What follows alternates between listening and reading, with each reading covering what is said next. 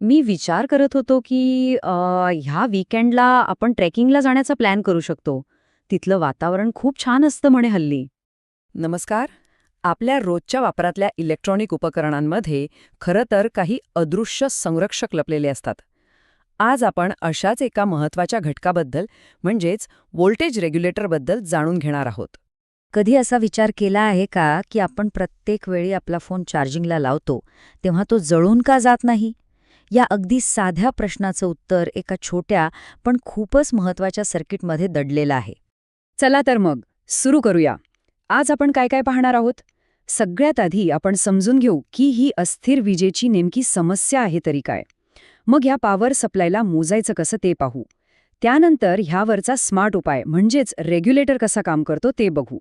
त्याच्या फीडबॅक लूपच्या आत डोकावू आणि शेवटी हे सर्किट आपल्यासाठी इतकं महत्त्वाचं का आहे हेही समजून घेऊ.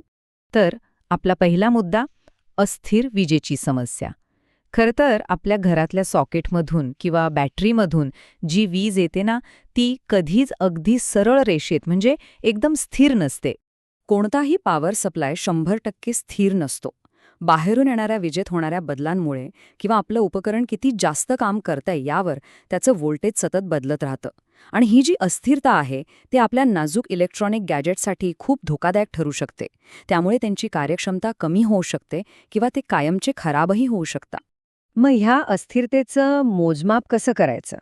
म्हणजे एखादा पॉवर सप्लाय किती चांगला आहे हे कसं ठरवायचं?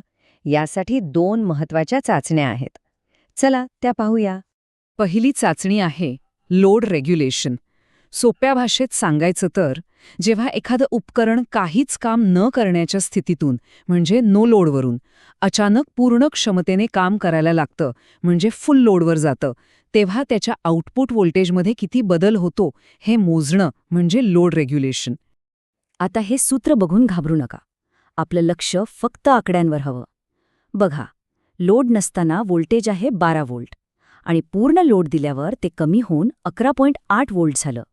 हा बदल टक्केवारीमध्ये कसा काढायचा हेच हे सूत्र दाखवतं. आणि याचं उत्तर येतंय 1.67%. लक्षात ठेवण्यासारखी गोष्ट इतकीच आहे की ही टक्केवारी जितकी कमी तितका तो पॉवर सप्लाय जास्त चांगला. दुसरी चाचणी आहे लाईन रेग्युलेशन. आता ही चाचणी काय करते तर आपल्या घरात येणाऱ्या विजेच्या व्होल्टेजमध्ये जेव्हा चढउतार होतो तेव्हा त्याचा आपल्या उपकरणाच्या आउटपुट व्होल्टेजवर किती परिणाम होतो हे ती मोजते. उदाहरणार्थ, समजा इनपुट व्होल्टेज 240 वरून 200 व्होल्ट झालं आणि त्यामुळे आउटपुट 12 वरून 11.6 व्होल्टवर आलं, तर याचं लाईन रेग्युलेशन झालं 3.33%. इथेही तोच नियम लागू होतो. टक्केवारी जितकी कमी तितकं चांगलं.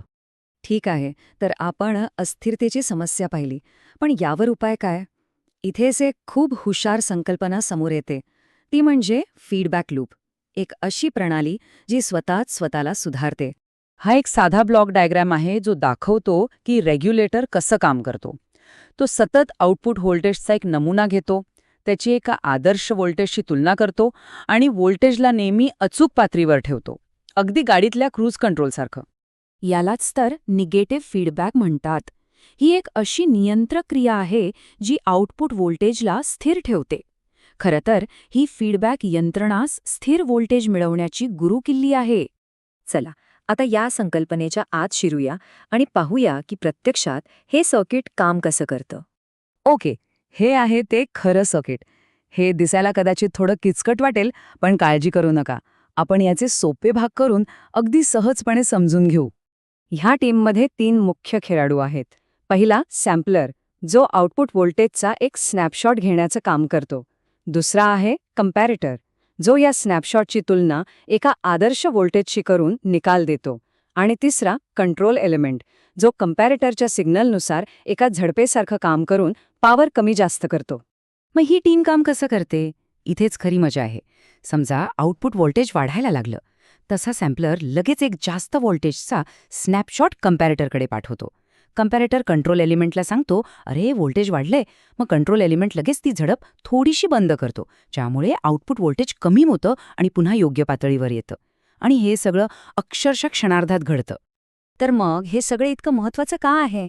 कारण हे छोटंसं सर्किट म्हणजे आधुनिक इलेक्ट्रॉनिक्सचं एक संरक्षक कवच आहे. हा फीडबॅक लूप एका सावध रक्षकाप्रमाणे सतत पहारा देत असतो. तो याची खात्री करतो की आपल्या गॅजेट्समधल्या नाजूक भागांना त्यांचं काम करण्यासाठी नेहमी स्थिर आणि शुद्ध वीज मिळत राहील.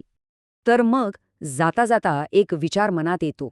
आपल्या आजूबाजूला, आपल्या जगात असे आणखी कोणते अदृश्य फीडबॅक लूप्स असतील जे हे सगळं सुरळीतपणे चालवत असतील?